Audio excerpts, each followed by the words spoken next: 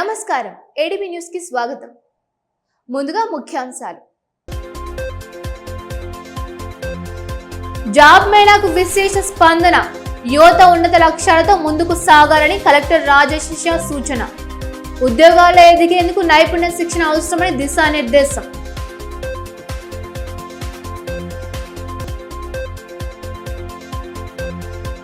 ఉద్యోగ ఉపాధ్యాయుల సమస్యలు పరిష్కరించాలి.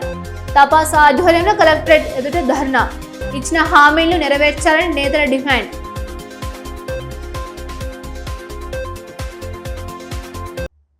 లక్ష్య సాధన అనేది అంత సులభం కాదని, ఎన్నో అవాంతరాలను అధిగమించాల్సి ఉంటుందని జిల్లా కలెక్టర్ రాజశేష పేర్కొన్నారు. మంగళవారం ఎస్టీయు భవన్లో పట్టణంలోని అష్టలక్ష్మి స్పిన్నింగ్ మిల్లులో స్కిల్ అండ్ స్కిల్ ఉద్యోగాల భర్తీ కోసం జాబ్ మేళా నిర్వహించారు. దీనికి జిల్లా కలెక్టర్ ముఖ్య అతిథిగా హాజరై ఎంపికైన వారికి నియామక పత్రాలను అందజేశారు. నిరుద్యోగ యువతి యువకులకు ఉద్యోగ అవకాశాలు కల్పించి ఏర్పాటు చేసిన జాబ్ మేళాకు విశేష స్పందన లభించిందని చెప్పారు. 200 మంది ఉద్యోగుల భర్తీ కోసం ప్రత్యేక కౌంటర్లను ఏర్పాటు చేసి సర్టిఫికేట్లను స్వీకరించారు. స్పిన్నింగ్ మిల్ ప్రతినిధులు ఉద్యోగ వివరాలను తెలియజేస్తూ ఉద్యోగాలను భర్తీ చేశారు. ఈ కార్యక్రమంలో మున్సిపల్ చైర్పర్సన్ బండారి అనుష, జిల్లా సంక్షేమ అధికారిని Milka, municipal commissioner Jagadish Goud, spinning mill MD Vikrant Ketan, HR manager Ganesh తదితరులు పాల్గొన్నారు. ఈ సందర్భంగా జిల్లా కలెక్టర్ రాజశేష మాట్లాడుతూ లక్ష్య సాధన దిశగా యువత ముందుకు సాగాలని అన్నారు. దానికోసం నిరంతరం శ్రమించాల్సిన అవసరం ఉందని అన్నారు. నిరుద్యోగ యువతి యువకుల కోసం స్థానికంగా ఉద్యోగ అవకాశాలు కల్పించేలా స్పిన్నింగ్ మిల్ ఆధ్వర్యంలో జాబ్ మేళా నిర్వహించడం జరిగిందని అన్నారు. సాధించిన ఉద్యోగాన్ని స్థిరపరచుకోవాలంటే శిక్షణ అవసరమని, శిక్షణ సందర్భంగా వాటిని నేర్చుకోవాలని అన్నారు. ఉద్యోగమైన వృత్తి అయినా కష్టపడుతూ ఇష్టపడి చేయాలని అన్నారు. ఎంత పెద్ద ఉద్యోగమైనా శిక్షణ అవసరం ఉంటుందని, తాము కూడా ఉద్యోగంలో చేరిన తర్వాత కూడా శిక్షణ పొందామని గుర్తు చేశారు. స్థానికంగా ఉద్యోగ అవకాశం కల్పిస్తున్న ఈ జాబ్ మేళాను సద్వినియోగం చేసుకుంటూ ఎప్పటికప్పుడు నైపుణ్యాలను పెంపొందించుకోవాలని అన్నారు. జాబ్ మేళా మనం ఏర్పాట్లు చేయడం జరిగింది. సో చాలా సంతోషం. బేసికల్గా వారు మాకు అప్రోచ్ అవ్వడం, దట్ మా దగ్గర ఎన్ని వేకెన్సీస్ ఉన్నాయి అండ్ లేబర్స్ కానీ, వర్కర్స్ కానీ, సూపర్వైజర్స్ కానీ, అంటే డిఫరెంట్ రకాల్లో ఇక్కడ పోస్టులు ఉన్నాయి. సో కొరత కూడా ఉంది. సో వారు మాకి అప్రోచ్ అవ్వడం, మనము వెంటనే మళ్ళీ మా డిస్ట్రిక్ట్ ఎంప్లాయ్మెంట్ ఆఫీసర్ గారు, తర్వాత మళ్ళీ రిటైర్డ్ డివైఎస్ గారు, పీడీ మెత్మ గారు అందరూ కూడా కలిసి సో ఈ వెంటనే షార్ట్ టైంలో మళ్ళీ జాబ్ మేళా కూడా ఏర్పాట్లు చేయడం, చాలా మంచి కూడా స్పందన కూడా రావడం జరిగింది. ముఖ్యంగా దీంట్లో చూస్తే పొజిషన్స్ చాలా ఉన్నాయి. మనం ఏవైతే టెక్నీషియన్ జాబ్ కానీ, సూపర్వైజరీ జాబ్ కానీ, తర్వాత ఫిట్టర్స్, ఆపరేటర్స్, అటువంటి రకాల జాబ్ రోల్స్, పొజిషన్స్ కూడా ఉన్నాయి. దాంట్లో మేజర్ ముఖ్యంగా అంటే నేను అందరికీ ఏం చెప్తున్నామంటే ట్రైనింగ్ ఉంటుంది. So on the job training ఎట్లయినా ఏదైనా ఒక జాబ్లో ఇంపార్టెంట్. సో ఏదైనా ఒక జాబ్లో అంటే ట్రైనింగ్ అంటే చాలా ఇంపార్టెంట్. సో ఇక్కడ మీకు ఏవైతే 6 నెలల ట్రైనింగ్ ఇస్తారో దాంట్లో మీరు అందరూ కూడా కొంత డిఫికల్టీస్ ఉన్నా కూడా మనం డిఫికల్టీస్ దాటాలి. ఏదైనా ఒకటి మనకి ఈజీ వేలో లక్ష్యం సాధించుకోవాలి అంటే కుదరదు. నేను ఏదైనా ఒక ఈజీ వే, షార్ట్ కట్తో సక్సెస్ అచీవ్ అవ్వాలి. షార్ట్ కట్తో సక్సెస్ అంటే అచీవ్ కాదు. నేను అందరికీ తెలియజేస్తాను.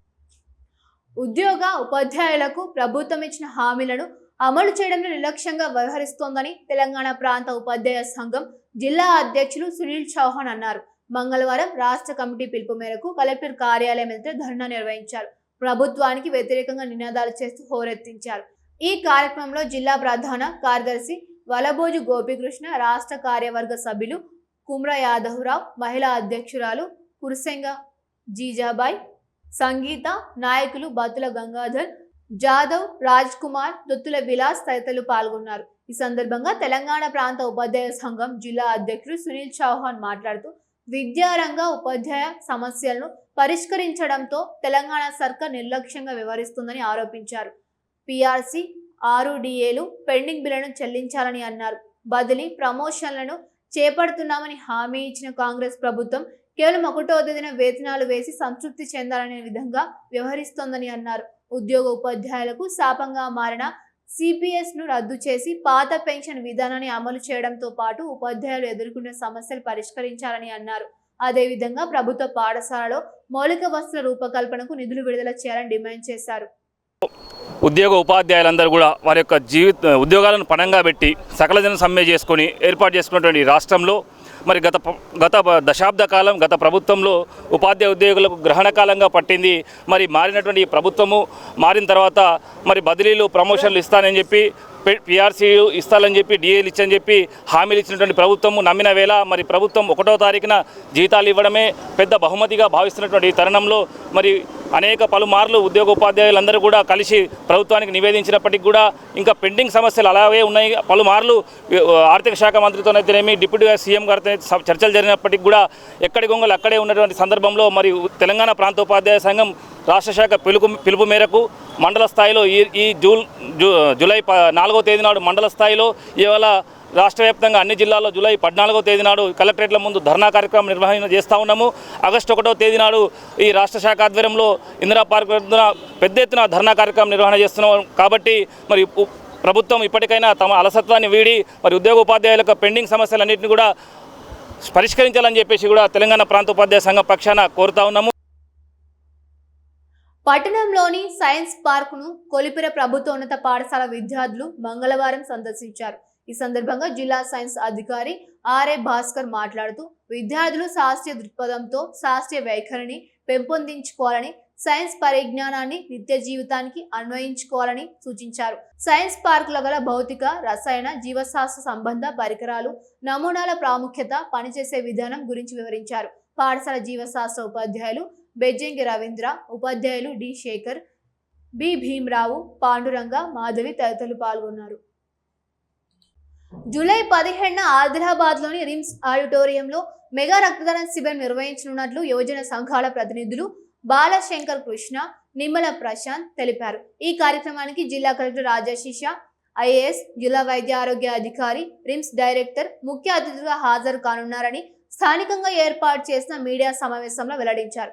తలసేమియా బాధితులు, రక్తహీనతతో బాధపడుతున్న వారు, గర్భిణీలు తదితరులకు రక్తం అత్యవసరమని ప్రజలు పెద్ద సంఖ్యలో పాల్గొని రక్తదానం చేయాలని పిలుపునిచ్చారు. ఈ కార్యక్రమంలో ఠాకూర్ రాణా ప్రతాప్ సింగ్, రామచందర్ మహాత్మే, షేక్ మసూద్, అబ్దుల్ అజీజ్, పసవుల రాజు తదితరులు పాల్గొన్నారు. 7వ తేదీ నాడు ఒక మెగా రక్తదాన శిబిరాన్ని రిమ్స్ ఆడిటోరియం ఉదయం 9:30 రిమ్స్ డైరెక్టర్ ఆధ్వర్యంలో ఈ కార్యక్రమం జరుగుతుంది. ముఖ్యంగా ఆదిలాబాద్ జిల్లాలో తలసేమియా కానీ, సిక్విల్ సెల్ కానీ, అనేక సివియర్ అనిమియా అంటే రిమోట్ ఏరియా నుంచి వచ్చే గర్భస్రావాలు కేవలం మన హిమోగ్లోబిన్ ఓన్లీ 4% మాత్రమే ఉంటుంది.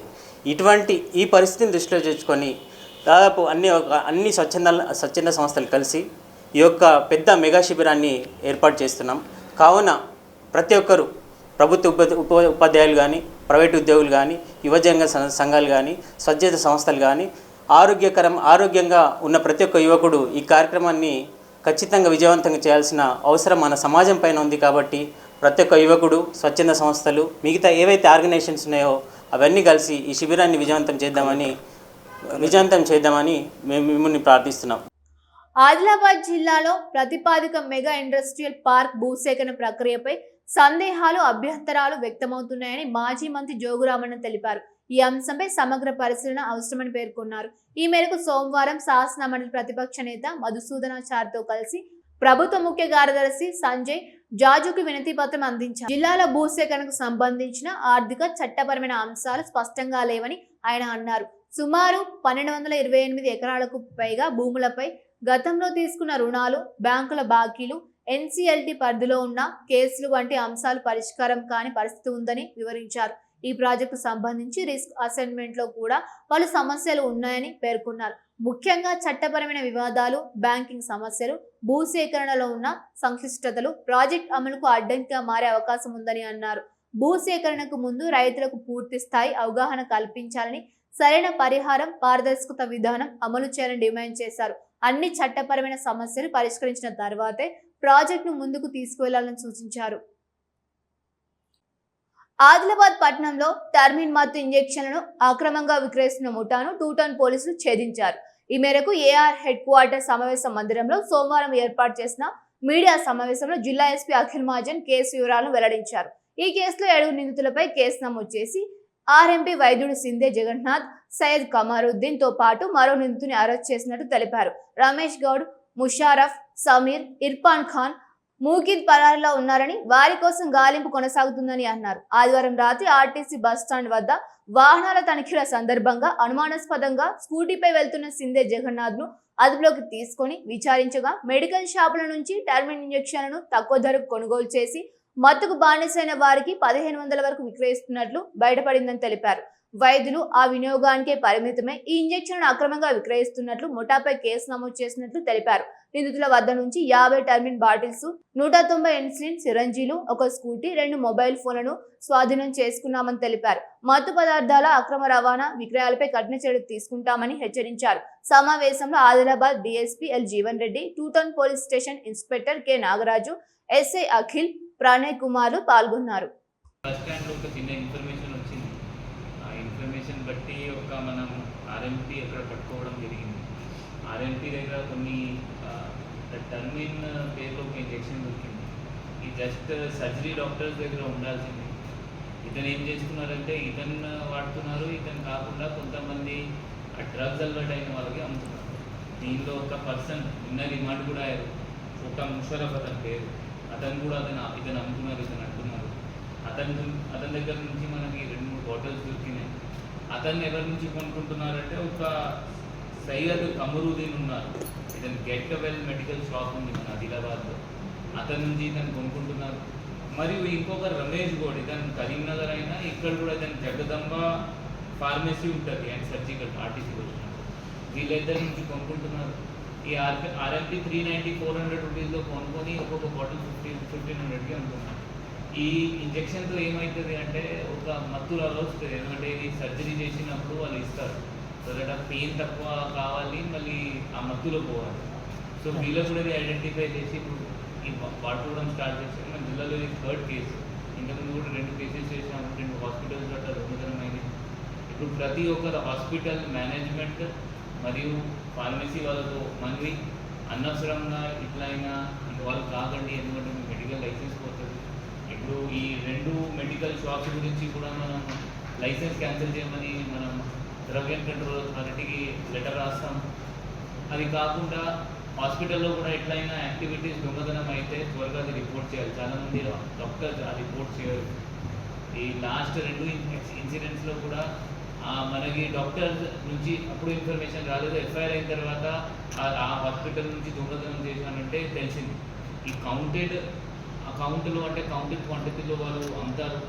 కౌంటెడ్ క్వాంటిటీలో డాక్టర్స్ దగ్గర పోతే ప్రతి ఒక్కరితో అదే మనకి దయచేసి ఈ ఇట్లయినా ఇంజెక్షన్స్ లేకపోతే ఇట్లయినా మెడిసిన్స్ ఎవరైనా వాడుకుంటే ఆ నేరం అమ్మిన వాళ్ళపైన కూడా అదే కేసు అవుతుంది. ఎందుకంటే ఇది షెడ్యూల్ ఎక్స్ట్రా. ఎవరైనా ప్రిస్క్రిప్షన్ లేకుండా అమ్మడానికి లేదు. మరియు అది కూడా డైరెక్ట్లీ డాక్టర్స్కి అమ్మాలి ఎవరైనా సర్జరీ చేస్తారు. సో దయచేసి ఇది పోలీస్కి డ్రగ్ ఫ్రీ తెలంగాణ చేయాల్సింది. దానిలో ఎయిమ్లో మనందరికీ ప్రజలే సపోర్ట్ చేయాలి. అదే మనం కోరుకుంటున్నాము మీ అందరి నుంచి సపోర్ట్. సీఎం సార్ ప్రకారం డ్రగ్ ఫ్రీ ఆదిలాబాద్ కోసం ఆదిలాబాద్ పోలీస్ కష్టపడి పనిచేస్తున్నాము. దాదాపు ఇప్పుడు 6 monthsలో దాదాపు 120 కేసెస్ మనం నమోదు చేసాం. దాదాపు 16 మెంబర్స్ ఆదిలాబాద్ లోకల్ వాళ్ళకి డీ అడిక్షన్ సెంటర్ కూడా పంపడం జరిగింది. ఆ 30 మెంబర్స్కి మళ్ళీ రివ్యూ చేసాము మనం.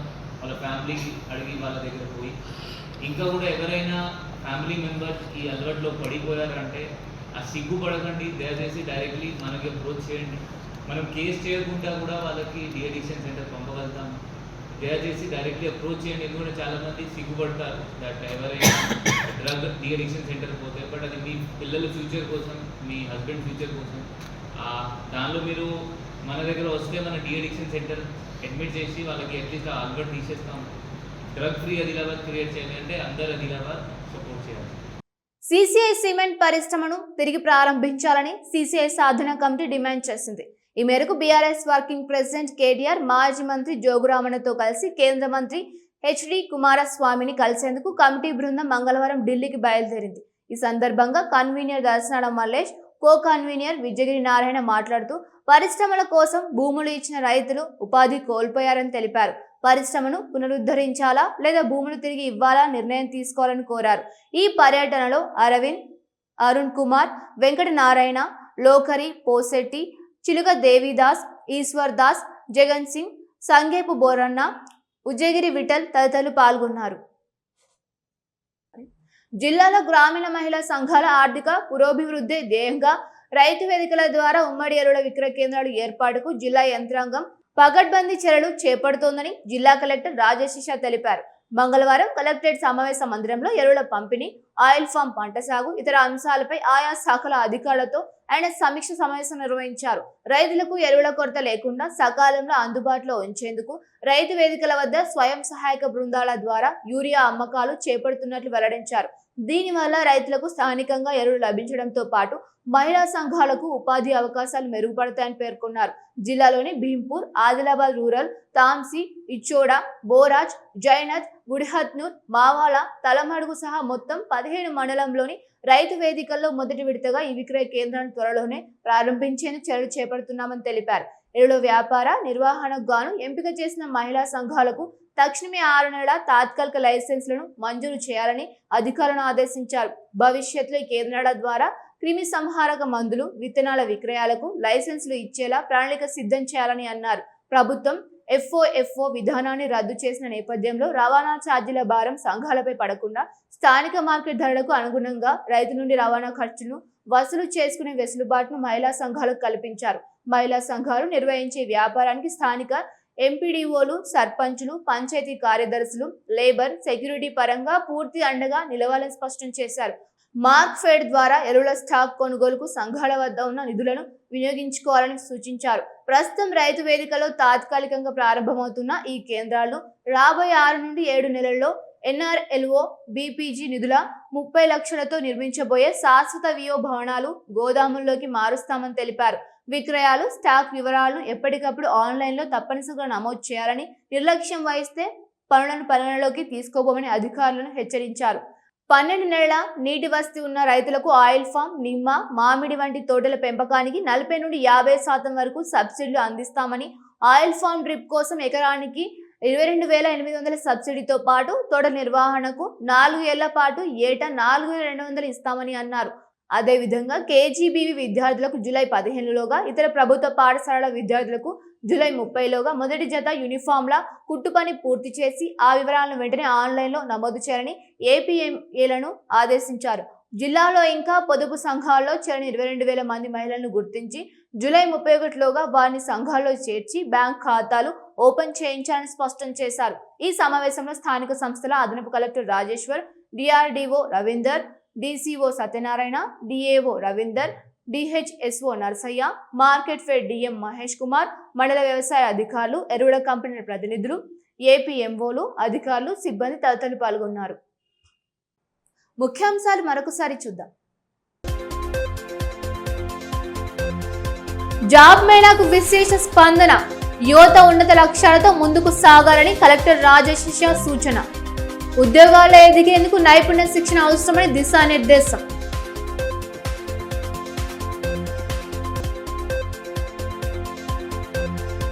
ఉద్యోగ ఉపాధ్యాయుల సమస్యలు పరిష్కరించాలి.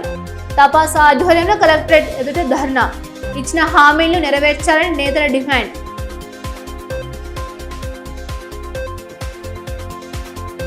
ఇవి నాటి వార్తలు. చూస్తూనే ఉండండి ADB న్యూస్.